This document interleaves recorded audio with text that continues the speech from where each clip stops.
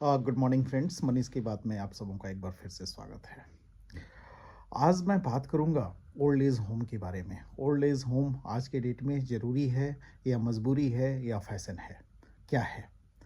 ज़रा 1 मिनट के लिए ये विचार अपने मन में लाइए कि जिन बच्चों को आप बड़े करते हैं, जन्म देते हैं, जन्म से ही उनके लिए हर चीज़ इकट्ठा करते हैं, उनको बड़ा करते हैं, उनको एक-एक ख्वाहिशें पूरा करते हैं, उनको नर्सरी से लेके उनको पोस्ट ग्रेजुएशन कराते हैं, उनको बड़े बनाते हैं पढ़ा-लिखा कर। पता नहीं कितनी रातें आप जगते हैं, उनको एक फ़ीवर हो जाने के बाद, उनको अगर थोड़ी-सी चोट लग जाए तो पता नहीं आप क्या-क्या करते हैं। माँ क्या-क्या मन्नतें माँगती हैं उनको बड़ा करने के लिए, उनको ठीक करने के लिए, उनको सही रास्ते पे चलने के लिए। पिता कितने त्याग करते हैं, अपने ख्वाहिशों को मारते हैं, उनको ख्वाहिशों को पूरा करने के लिए। पिता के जेब में पैसा रहते हुए भी अगर वो अपने लिए एक कुछ नहीं खरीद पाते हैं क्योंकि उनके बच्चों की ख्वाहिशें उनसे बड़ी हैं, तो उनको किताब खरीदनी है, उनके लिए ड्रेस खरीदनी है, उनकी फ़ीस जमा करनी है, उनको सारी सुविधाएँ देनी हैं।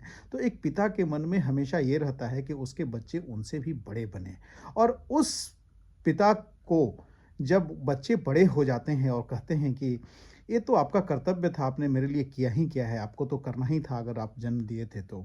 और उस पिता को जब वो बच्चे बड़े हो जाते हैं तो उनको लगता है कि वो माँ-बाप उनके लिए बोझ बन जाते हैं और एक दिन उनको घर से निकाल के रोड पे छोड़ दिया जाता है, उनको अपने हालात पे, चाहे वो जिएँ या मर जाएँ। और चाहे उनको ओल्ड एज होम में पहुँचाकर अपना कर्तव्य समझ लेते हैं वो बच्चे। आज के समाज में ये बहुत ही कॉमन हो गया है। आप अगर ओल्ड एज होम में जाके देखिए, तो पता चलेगा कि कितने बुज़ुर्ग लोग वहाँ पे हैं और घुट-घुट के जी रहे हैं और किस तरीके से अफ़सोस करते हैं कि शायद मैंने ऐसी संतान को जन्म नहीं दिया होता। शायद जन्म लेते ही उनको गला घोंट दिया होता, मार दिया होता तो शायद मुझे ये ज़िंदगी देखने को नहीं मिलती। क्योंकि जिन्होंने अपना घर बनाया, एक-एक ईंट, एक-एक चीज़ें सँवारी उस घर में, आज वो घर उनसे छीन लिया जाता है, उनकी संपत्ति छीन ली जाती है क्योंकि वो बूढ़े हो गए, वो उन पे बोझ बन गए हैं। अब उनमें खर्चे ज़्यादा हो रहे हैं, उनकी दवाइयाँ बढ़ गई हैं।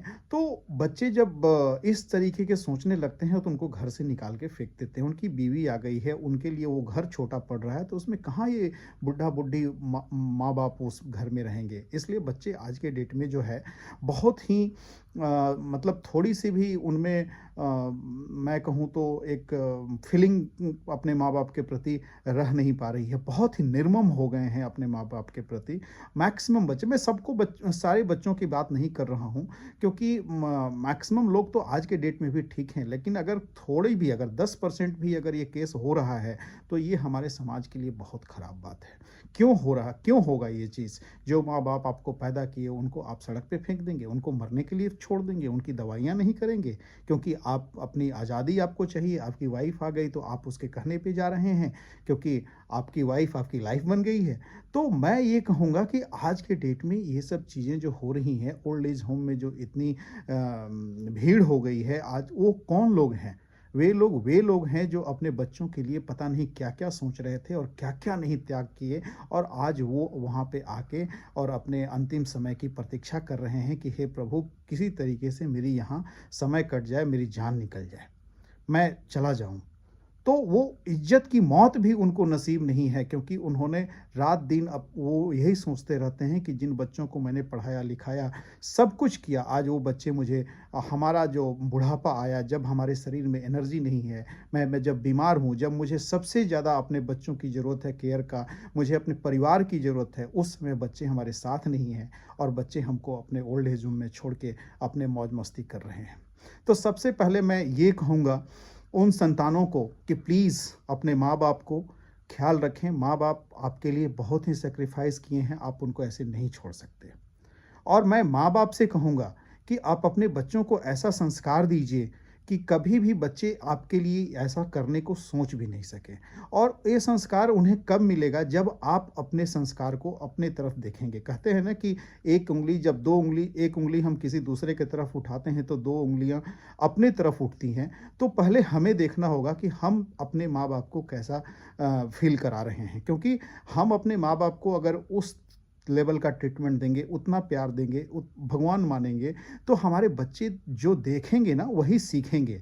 जब हमारे बच्चे देखते हैं कि हम अपने माँ बाप से सही तरीके से पेश नहीं आ रहे हैं, तो आप कैसे उम्मीद कर रहे हैं कि आपके बच्चे आपको सही तरीके से ट्रीट करेंगे। तो इसलिए उनको सिखाने का एक सबसे जो मुझे समझ में आता है तरीका, कि आप अपने माँ बाप को पहले भगवान माने, तब वे लोग देखेंगे और आपको फिर वैसा दर्जा देंगे।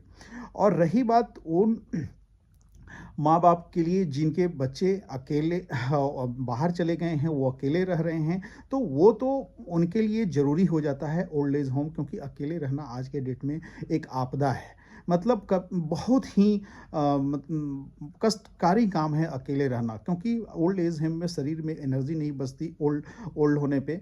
और आप कभी खाना बनाते हैं, कभी नहीं बनाते हैं, आपका मन नहीं लगता है, आपको अगर बीमारी है, अगर कहीं आप बाथरूम में गिर गए, समय पे आपको मेडिकल हेल्प नहीं मिला तो आपकी जान जा सकती है। तो उन पेरेंट्स के लिए जो अकेले रहते हैं, उनके लिए तो ओल्ड एज होम ज़रूरी है। लेकिन जिनके बच्चे हैं, बड़े हैं, जो साथ में रहना चाहते हैं, अगर वे बच्चे उनको ओल्ड एज होम में डाल के छोड़ के चले जाते हैं, तो उनके लिए तो ओल्ड एज होम मजबूरी हो जाती है। उनको तो वहाँ पे अपना समय काटना ही होगा। और आज के डेट में मैं क्या देख रहा हूँ कि बच्चे खोजते फिरते हैं कई, मतलब ऐसे-ऐसे, जब मैं एक ओल्ड एज होम में विज़िट करने गया, तो वहाँ के डायरेक्टर से जब मिला, तो उनके पास ये डिमांड आता है, कई लोग ये फ़ोन करते हैं कि क्या आप अच्छी सुविधा, एक अच्छा रूम हमारे मदर फादर के लिए दे सकते हैं क्या, जिसमें सारी सुख सुविधा हो। मैं आपको जो पैसा आप बोलेंगे वो पैसा दूँगा, लेकिन मैं अपने माँ-बाप को अपने साथ नहीं रख सकता। क्योंकि उनको टाइम नहीं है केयर करने का। वो पैसा देने को तैयार हैं, वो सब कुछ देने को तैयार हैं, लेकिन वो अपने साथ उनको रखने के लिए तैयार नहीं है। तो मुझे लगता है ये उनके लिए फ़ैशन बन गया है। तो ये तीनों चीज़ें ही, मतलब जो मजबूरी है, तो मजबूरी होनी नहीं चाहिए। मैं उन माँ-बाप को एक ही एडवाइस करूँगा कि आप सबसे पहले एक काम कीजिए कि अपने ज़िंदा रहते कभी भी मोह में आके, प्यार में पड़ के अपने बच्चों को अपनी प्रॉपर्टी ना ट्रांसफ़र करें, अपना पैसा ना ट्रांसफ़र करें। क्योंकि जब आपके पास कुछ अपने बच्चों को देने को नहीं रह जाता ना, तो बच्चे आपको बोझ समझने लगते हैं, क्योंकि बच्चों को हमेशा आपसे लेने की आदत पड़ी रहती है। और जब आप देने लायक नहीं रहते हैं ना, तो वो समझते हैं कि अरे, ये मेरे लिए तो भार हो गए, इनको चलो हटाओ यहाँ से। तो कभी भी प्यार में पड़ के अपनी प्रॉपर्टी को, अपने एसेट्स को उनके नाम पे ट्रांसफ़र ना करें। उनको ये क्लियर मैसेज होना चाहिए कि देखो, हम जब तक ज़िंदा हैं, हम लोग जब तक ज़िंदा हैं, ये हमारी प्रॉपर्टी है, तुम लोग मेरे घर में रह रहे हो, अगर आप कैपेबल हैं तो। और जो लोग हमारा सेवा करेगा, वही इस प्रॉपर्टी का वारिस बनेगा। अगर आप हमारा सेवा नहीं करना चाहते हैं, तो हम इस प्रॉपर्टी को ट्रस्ट में दान दे सकते हैं, हम अपने लिए एक टीम को रख सकते हैं, अगर आप कैपेबल हैं तो। अगर कुछ भी है तो, क्योंकि बच्चे आपको फिर छोड़ेंगे नहीं। और जिनके बच्चे दूर रह रहे हैं, उनके लिए तो मजबूरी है भाई, वो कर क्या सकते हैं। उनको तो ओल्ड एज होम में आके अपना समय बिताने के अलावा कोई ये नहीं है, चारा ही नहीं है। और आजकल के जो बच्चे अपने माता-पिता के लिए स्वीट खोजते हैं, घर से में नहीं रखना चाहते हैं, तो वो उनको फ़ैशन बना दिए हैं। तो ये चीज़ें नहीं होना चाहिए। आप लोग ज़रा इसके बारे में सोचिए।